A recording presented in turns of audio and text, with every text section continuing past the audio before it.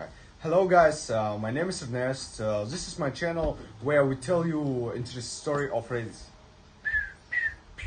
The story of how I called off a wedding, and it became the best decision of my life. Let me begin by saying that the events you're about to read happened quite some time ago, and I now feel ready to share everything that happened to me. Not many of my friends or relatives know this story.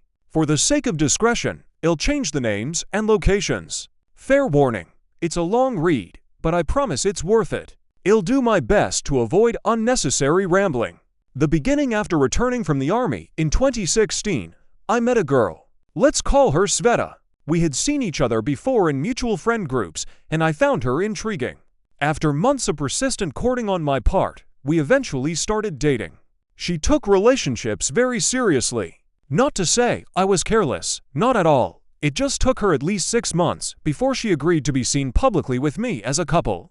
Throughout our relationship, I often witnessed odd behavior from Sveta. For instance, I'd see her interact with her mom, let's call her Olga, and sometimes she would go into full-blown hysterics over trivial things. Honestly, I didn't consider it normal, but I thought it was manageable.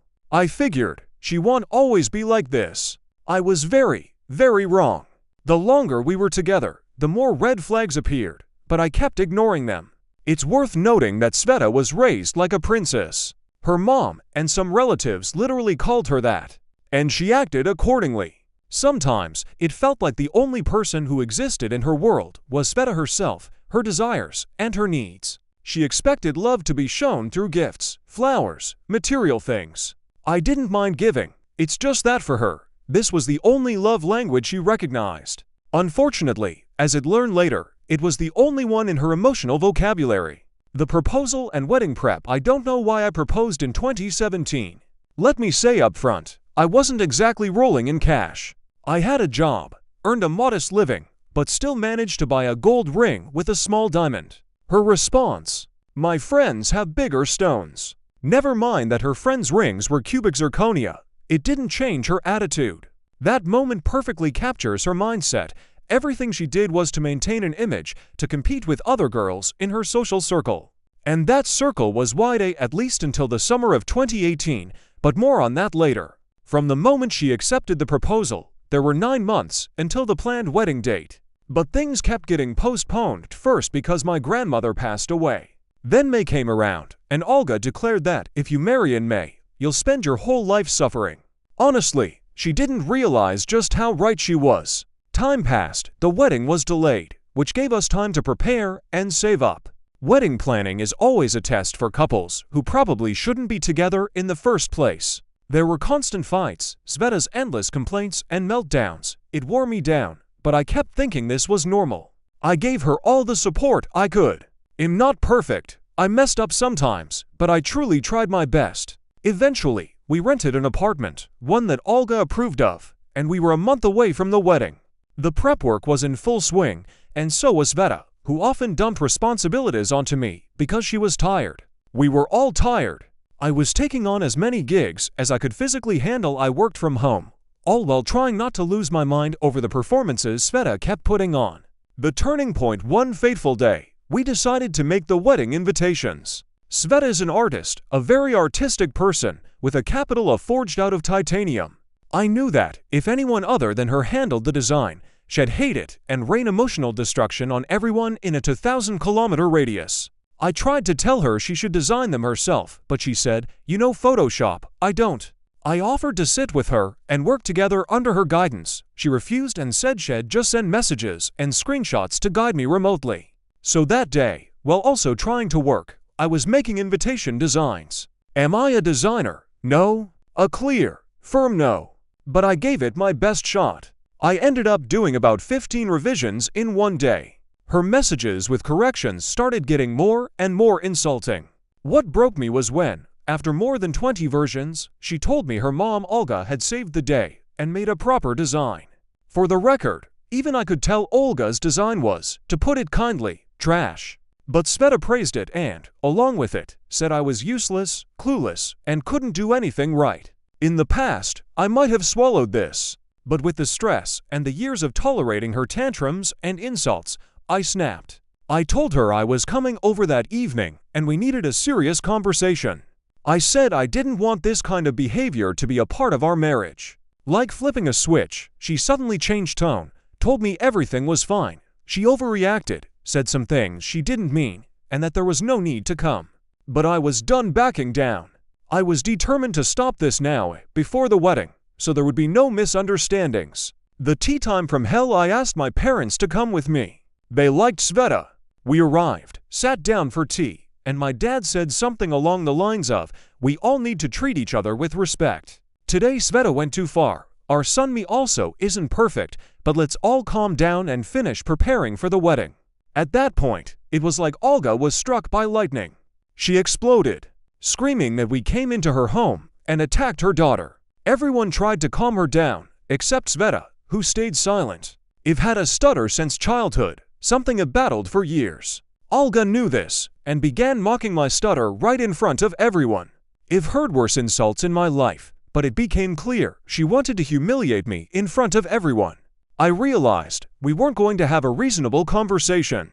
And then, as we were leaving, Sveta appeared in the doorway, took off her engagement ring, and held it up so I could see. I didn't say anything.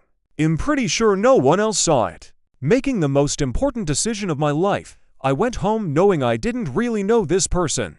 My parents are kind, forgiving people. They urged me to stay calm and think things through. But I think it already made my decision. I sat on my bed, thought it all over, and told them, the wedding's off. They were surprised, but after hearing my reasons, they supported me. They didn't try to talk me out of it. They let me decide. And I did. A couple days later, I told Sveta I wanted to meet in a public place near her home. She, clearly having discussed this with her mom, said she'd only talk at home. Olga wanted to control the conversation. Fine. I agreed. I arrived and saw Sveta walking out with a friend. She told me to wait 3,060 minutes while she walked with her friend. Later I realized this was staged. While I waited, Olga called, her voice soft and sweet, inviting me for tea. I politely declined. Eventually, Sveta returned. She was surprised I was still there. We went up in silence. The final break, Olga greeted us with forced politeness, offered tea, started trying to talk about wedding plans. I didn't wait. I said, I think everyone here understands there's not going to be a wedding. At that moment, Olga dropped the act. She unleashed a storm of insults. I won't even repeat some of the things she said. They were the most disgusting words I've ever heard directed at anyone, let alone someone who was nearly her son-in-law. Then she suggested we talk outside. I agreed, and finally, I told Sveta everything I'd kept bottled up. About her behavior, her tantrums, her controlling nature. I reminded her that she took off the ring first, that I was just formalizing what she'd already decided. She claimed she didn't remember. Memories of funny thing. Back inside, I addressed everyone, Olga, Sveta, her stepfather, the only decent person in the family. I told them I wasn't going to build a family on this foundation, that there was no love here, that in our relationship, we both loved Sveta, and no one loved me. I said I wasn't running away from responsibility. I'd take the blame if they needed a scapegoat. But we all knew the truth. I thanked them, even Olga. I shook the stepdad's hand. He smiled, nodded, like he knew I had just escaped a burning building alive. I thanked Sveta, though honestly, it was hard to recall anything worth gratitude. I walked out, closed the door, went outside and cried for the first time in years. It felt like pure relief. I had almost made a terrible mistake. After math, Sveta and I had agreed not to badmouth each other to mutual friends. Apparently, we needed to get that in writing, especially with her mom. Olga went on a crusade, contacting every mutual friend she could to spread her version, that I abandoned poor Sveta because of her health, that I'd been planning this all along.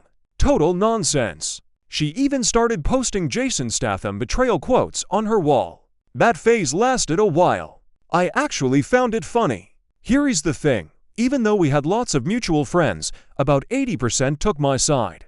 Turned out, most of them had seen what was going on, but didn't interfere. We knew what kind of family that was, they said. We were just waiting for you to see it too. They were right. I don't blame them. When they realized they had few allies, Sveta's family began a smear campaign. They even tried stopping people on the street to tell lies about me. But it's hard to ruin someone's reputation when everyone already knows the truth. Olga's last trick mid-relationship, I enrolled in a university where Olga taught. I didn't want to, but her academic family looked down on people without degrees. I asked her for help getting in. She refused, said I'd have to earn it. To her credit, she tutored me in math. But out of 4 entrance exams, math counted the least. I studied hard and got in on my own, ranking first. After the breakup, she told everyone she got me in. Then, during the first exam session after the breakup, she entered the classroom and said, "Hello everyone, I'm your teacher. Everyone will pass, but someone definitely won't." Looking right at me. Either I won't accept their work or they won't finish in time.